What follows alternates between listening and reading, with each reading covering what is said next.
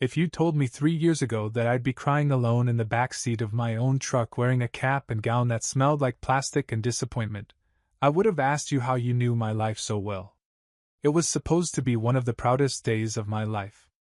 After 2.5 years of sweat, soldering burns, and learning how not to electrocute myself, I was officially a licensed electrician. I'd made it through trade school, top of my class, actually, and was ready to walk that stage with my steel-toed boots squeaking on the gymnasium floor. I'd sent out invitations, just like everyone else. My mom, my dad, my sister, my Uncle Terry, even Nana Jean, who once called my career path adorable but temporary. They all said the same thing in various forms. "We're so proud of you, honey, but we might not be able to make it. Things are just really hectic right now." Right. Hectic. In late May. During a week with perfect weather and no holidays. Sure. But I brushed it off. I've always been the quiet achiever in the family. The fixer, the helper, the one who rewires the basement, while my cousin gets a standing ovation for making deviled eggs. So I figured they'd surprise me. That they'd come anyway. I even saved seats. 4 of them. Front row. When my name was called, I stepped onto that stage smiling like someone who still had hope. Looked out over the crowd. Scanned for familiar faces. Nothing. Just a sea of polite claps and disinterested toddlers playing on iPads. I got my certificate, shook my instructor's hand, and sat back down. The moment it hit me, the exact second, was when they told us to throw our caps. Everyone around me screamed and cheered. I hesitated. Then I threw mine too. And it came back down and landed in the aisle next to a pair of Crocs and an empty Starbucks cup. Poetic. Afterward, my classmates were surrounded by moms with flowers, dads with video cameras, siblings doing TikTok dances.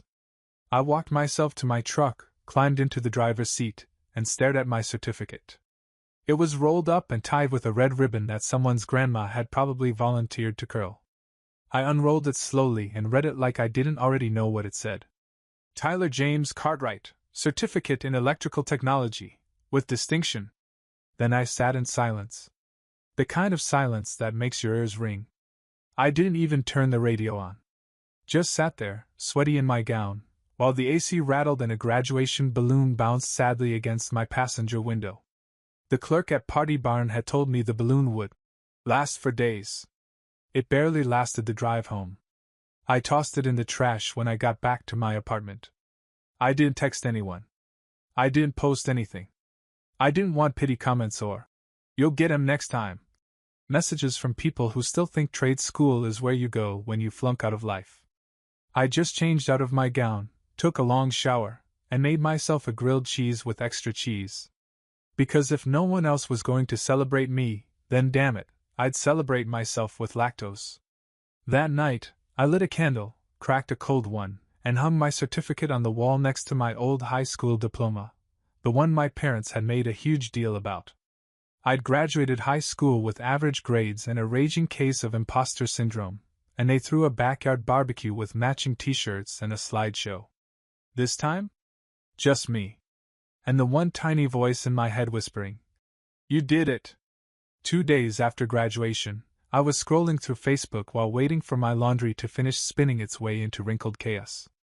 I wasn't looking for anything in particular, just half zoning out, half wondering if anyone had posted about the graduation I'd already emotionally filed under. Events that never happened. That's when I saw it. A photo album titled, "Our Little Grad! Graduation cap 2 hearts, so proud of Lily's big day." Lily. My 5-year-old niece. My sister Megan's daughter. The same Megan who told me she was crazy busy with work. And so bummed she couldn't make it to my trade school ceremony. There she was, Lily, front and center, holding a glittery cardboard diploma with one of those kindergarten-sized grins that could power a small city. And surrounding her? My entire family. Mom, Dad, Megan, Uncle Terry, Nana Jean, even Cousin Matt, who once said he doesn't do children's events because they smell like paste and regret. They were all there. Smiling. Matching t-shirts that said, "Class of Cutie 2036. Someone even brought a damn balloon arch. There were 24 pictures in that album. 24. Not one of them featured me, obviously, but I counted how many times the word proud was used in the captions. 12. Half the captions. One read, "So proud of our future leader." Another, "Couldn't miss this for the world, 2 hearts sparkles." Oh, couldn't miss it? Weird. Because when it was my turn to walk across the stage, after wiring model breaker panels and passing a grueling state exam with a migraine, everyone suddenly had car trouble, dental work, and surprise deadlines. I stared at the photos a long time. Too long. You know when you look at something so long it starts to lose meaning? That happened somewhere around the shot of Nana Jean holding a kindergrad cutie sign and making duck lips. I didn't cry. Not this time. I just closed the app, sat on the floor next to my laundry basket, and laughed. One of those bitter, popcorn kernel stuck in your teeth laughs. It wasn't that I resented Lily. She's 5. Her biggest stress in life is whether she gets the glitter crayon before Ethan from pre-K does. But my family? They treated her kindergarten ceremony like the Met Gala. They gave my graduation the same energy people give when they cancel plans by pretending their cat got food poisoning. I didn't say anything. Didn't comment on the post. Didn't text Megan. I knew what would happen. She'd reply, "Oh my God, Tyler, you're being ridiculous. Lily's 5. Of course we had to go. You'll have other graduations." Right. Because everyone knows you graduate trade school every other weekend. It's like brunch, right? I thought about confronting them. Then I thought about who that would serve. And the answer was, no one. Because my family wasn't going to wake up one day and say, "Hey, maybe we've treated Tyler like the family side quest his whole life." They'd just call me dramatic, oversensitive, bitter. So I didn't complain. Didn't explain. Didn't defend my worth. Instead, I made a new plan. If I wasn't going to be celebrated, I'd build a life that didn't need their applause. If they thought trade school was just something I did while I figured things out, then I was going to show them what figuring it out really looked like. No matching t-shirts. No balloon arches. No hashtagged family albums. Just progress. Quiet. Determined. Personal. So I opened a new savings account. Named it Duplex Fund. Then I got to work. People think trade school is the end of the journey. That once you get certified, you suddenly wake up with a toolbox full of money and a client list that books itself. Yeah, no. I started at the bottom, like everyone else. Apprentice pay, long days, weird hours. I worked for a small family-owned outfit where the trucks ran like they had PTSD and half the jobs required crawling under people's houses while avoiding spiders the size of emotional trauma. But I didn't complain. Not once. Because I had a goal now. A plan. I named my savings account Duplex Fund, not as a joke, but as a promise. Every Friday when my paycheck hit, I'd transfer a chunk into that account before I even touched rent, groceries, or the occasional very necessary bag of hot Cheetos. It didn't matter if it was $50 or $300, that money moved first. Like clockwork. While my friends were out at bars or posting pictures of skyline views with the caption, "Friday Vibes," I was eating microwave rice bowls and watching YouTube videos about property taxes and foundation repair. At first it felt sad. Then it felt powerful. Because every dollar saved was one step closer to never having to beg for respect again. My truck was old. The AC worked about 40% of the time and the driver's side door creaked like a haunted house. But I kept it clean, patched what I could, and turned up the music to drown out the clanking. Sometimes I imagined what my family thought I was doing. Probably assumed I was still trying to figure out what I wanted to do. Maybe they thought I lived with roommates in a messy apartment with a milk crate coffee table and a vague sadness. Truth? I lived alone. Small studio. Not fancy, but clean. Paid my bills on time. My fridge wasn't full, but it wasn't empty either. I owned 3 real screwdrivers. That's 3 more than my dad ever bothered with. My mom would send the occasional Hope you're doing okay. Text usually sandwiched between a picture of her brunch and a Lily update. I always replied the same way. Yeah, I'm good. Working a lot. And that was true. I was working all the time. By month 4, I started picking up side jobs on the weekend, small stuff. Wiring ceiling fans. Swapping outlets. One time I fixed an elderly lady's light switch and she paid me in banana bread and a $10 Starbucks card. I didn't care. That switch worked like a dream and the bread slapped. The Duplex fund grew slowly. Sometimes by inches, sometimes by surprise. Like the week I got tipped $200 cash from a guy who said, "You're the first person who's ever shown up on time." By month 9, I had just enough in the account to start seriously browsing Zillow listings. Not dream house browsing. Not let me pin this for later. Pinterest scrolling. Real browsing. I filtered for multifamily, under $250,000, semi-decent neighborhood, doesn't look like it was used in a horror movie. The first dozen were trash. Moldy basements, weird layouts, one had a toilet in the kitchen. Not beside it, in it. But then I found her. A tired-looking, beige-painted brick duplex just 15 minutes from where I worked. Faded shutters, overgrown lawn, but the bones were there. Side-by-side units. Separate entrances. Garage. Basement. And best of all? It was priced just low enough to make me think, I might actually be able to pull this off.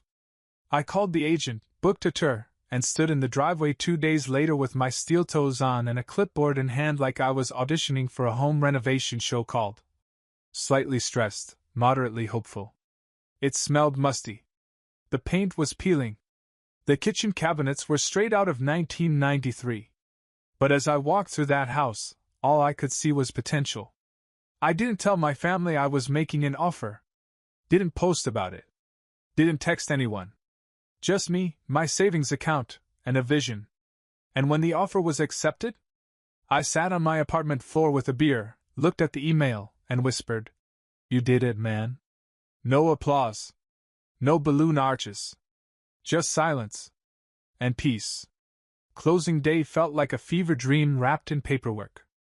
I showed up to the title office in my only decent button-down, the one I usually saved for weddings and utility company complaints, and tried to act like signing a stack of legal documents didn't make me want to both throw up and weep with joy.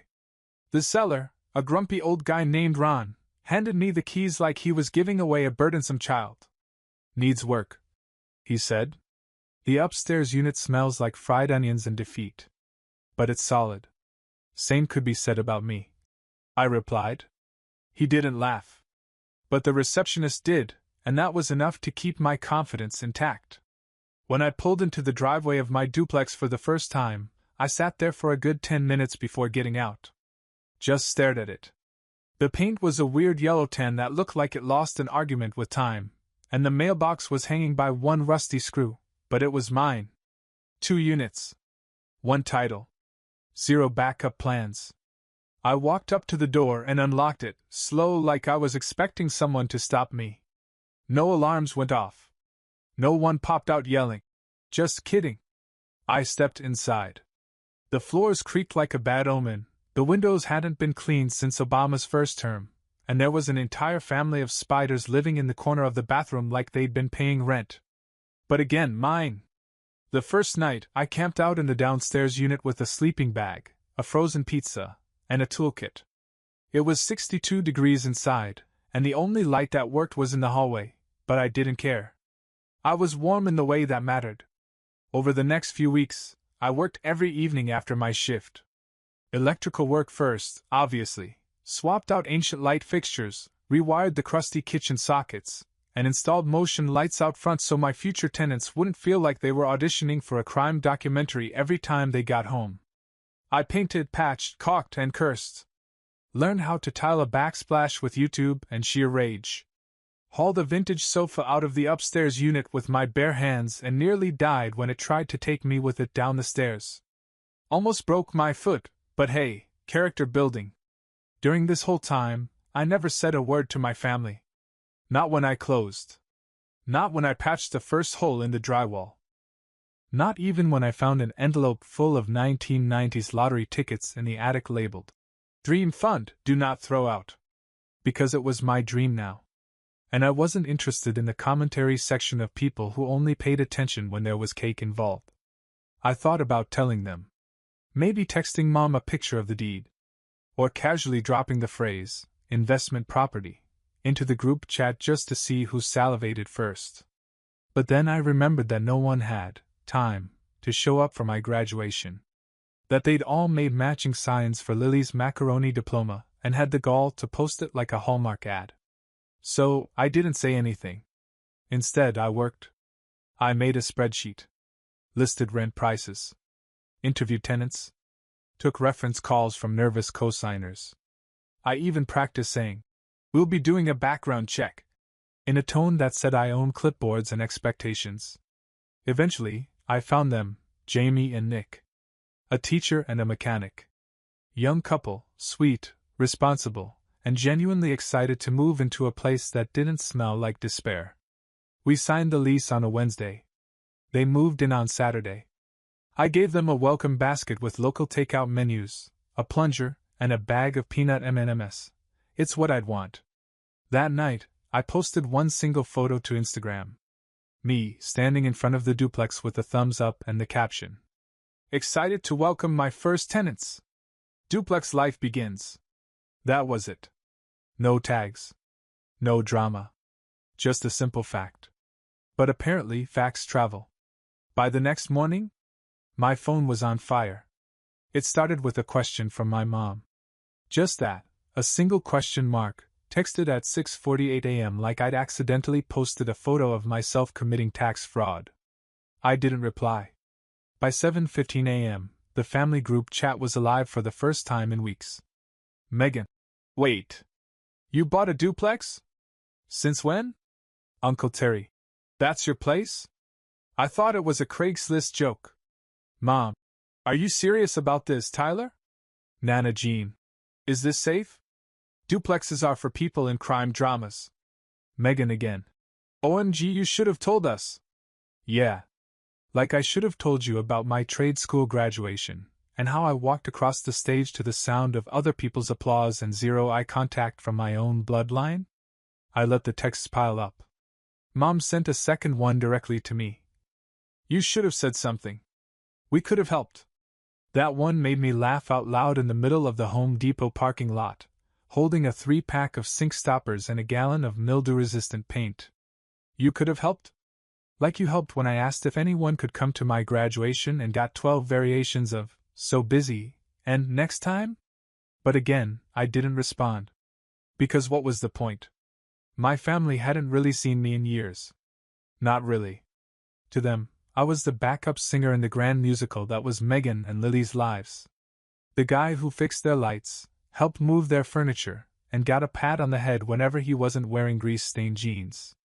So now that I was wearing a metaphorical tie and holding a lease agreement, now they cared. I told Jamie and Nick to ignore any cars that slowed down suspiciously out front. I knew my family's recon tactics. They weren't subtle. If Megan showed up with a pie, it meant she wanted info. If Mom sent a plant, it meant she was trying to dig roots in something she ignored until it bloomed. 3 days after the post, I got the inevitable call from my dad. "Hey, bud," he said in that voice he used when he wanted to sound casual, but was actually auditioning for an Oscar in the category of supporting actor in a surprised father role. "Hey," I replied, dry as drywall. "So, this duplex thing. That's real?" "Yep." Silence. "Well, that's impressive. Didn't know you were even looking." "I was." "Wow. And tenants already?" "Yep." Another pause. You could hear the sound of him realizing I didn't need his approval. It was almost musical. "We should come by sometime. See the place. Celebrate." I resisted the urge to snort. Instead, I said, "I'm hosting a little barbecue this weekend. Mostly friends. Co-workers. Some trade school buddies. I'll let you know if I need chairs." "Okay," he said, like I just told him I joined a traveling mime troupe. The barbecue wasn't fancy.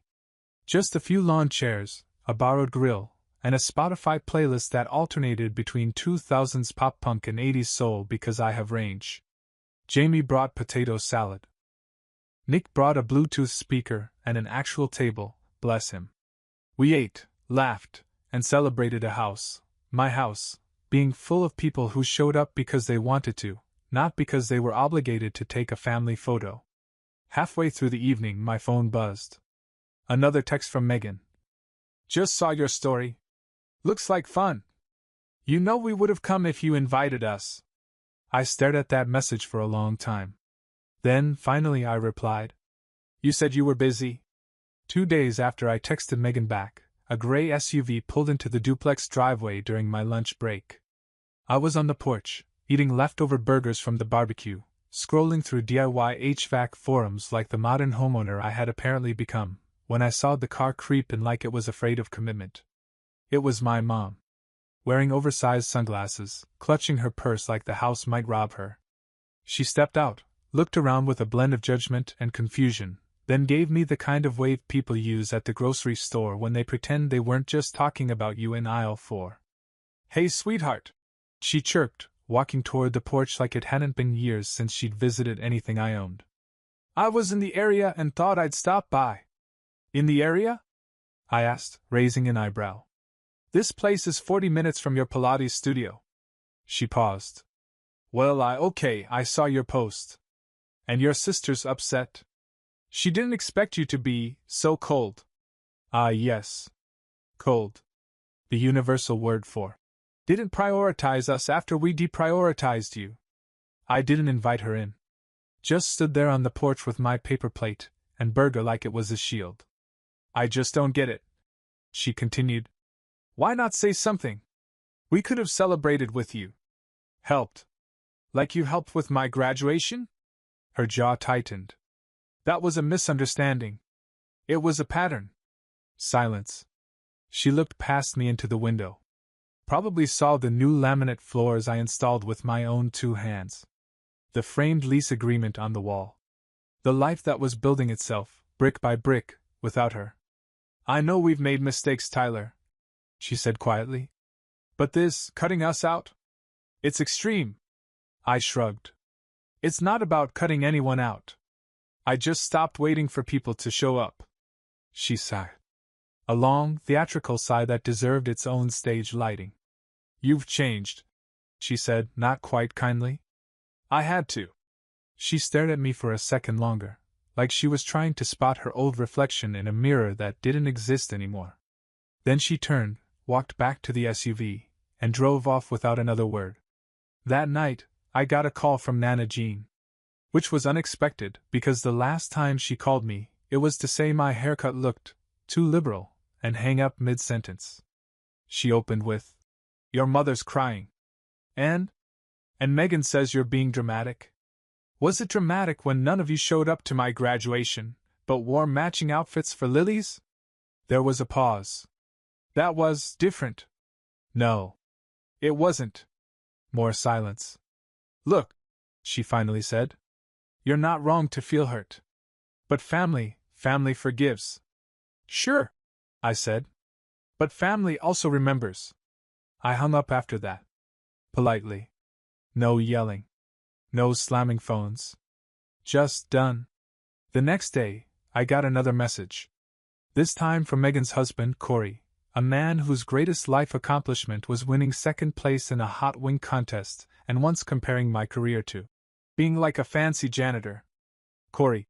Look man, not to stir the pot, but this is kinda petty. Over a graduation? Come on. Just invite the fam over. Let it go. I didn't respond. Because it wasn't about a single graduation. It was about every dinner skipped, every celebration ignored, every time I fixed their outlets and got paid in. Thanks, champ. While Daniel from Lily's daycare got a $500 gift card for turning 3. And now that I had something they could put on a family newsletter? Now they wanted in. Nah. I poured myself a beer, turned on some music, and grilled myself another burger, medium rare, with pickles and defiance. The porch light flickered once, then stayed on. Just like me. The family group chat imploded the next morning. It started with one of those long, overly punctuated texts from my mom, the kind where every sentence feels like it's trying to win most dramatic in a local Facebook moms group. Mom, Tyler, this behavior isn't just hurtful, it's shocking.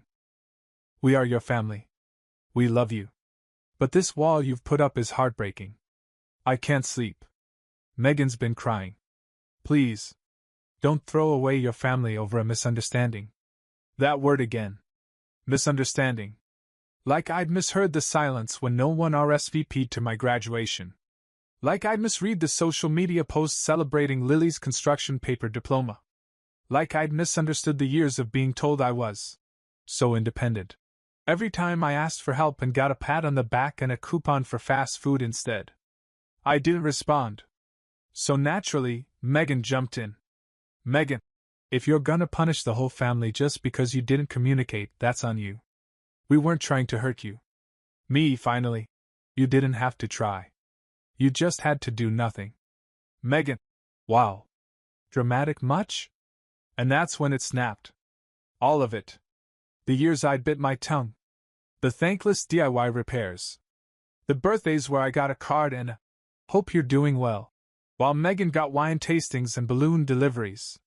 The constant narrative that I was fine and low maintenance. Code for not worth the same effort. So I wrote one message. Not long. Not fancy. Just true. Me. This isn't about one graduation. It's about every time I showed up and you didn't. Every time I was the helper, the background character, the one who got told you're so strong when what I needed was support. And now that I've got something to show for myself, suddenly you want in? Nah. I'm good. I muted the chat after that. Didn't block them. Just silenced the noise. And for the first time, I didn't feel guilty about it. Later that week, Jamie brought over brownies and we ate them on the porch while watching Nick try to back the moving truck into the narrow driveway like he was playing emotional Jenga. I heard your mom came by. She said gently. Yeah, I said. She brought guilt and opinions. Didn't stay long. Jamie smiled. Well, if it helps, you seem lighter. I thought about it. I did feel lighter. Not because I'd cut people off, but because I'd finally stopped handing them scissors and calling it love. The next night, I found an envelope on my porch. No name. No stamp. Just one sheet of paper inside. We're trying. We just didn't realize we needed to. Love, Mom. I stared at it for a minute. Then folded it up, set it on the kitchen counter, and let it sit there next to the light bill and a takeout menu. Because that's where it belonged now, in the background. Not front and center. Not urgent. Just there. The old me would have texted back immediately. Would have said, "It's okay, I understand." Even when I didn't. But now I was learning that forgiveness doesn't have to mean access. That growth sometimes looks like saying, "I love you, but I'm not handing you the mic anymore." Later that week, Nick and I finally got the backyard fire pit working. We roasted marshmallows like we were 12 and argued about which 90s movie had the best soundtrack.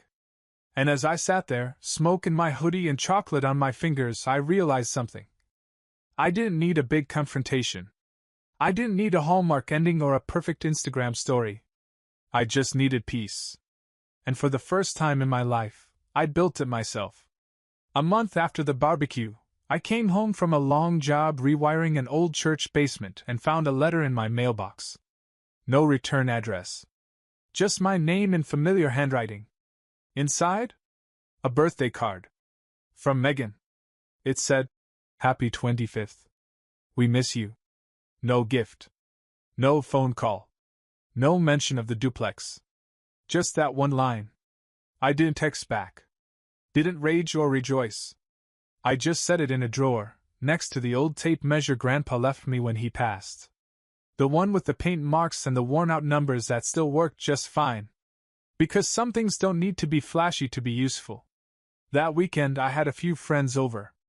Jamie brought cookies, Nick grilled again, and a couple of new neighbors stopped by with housewarming candles and stories about their noisy dogs.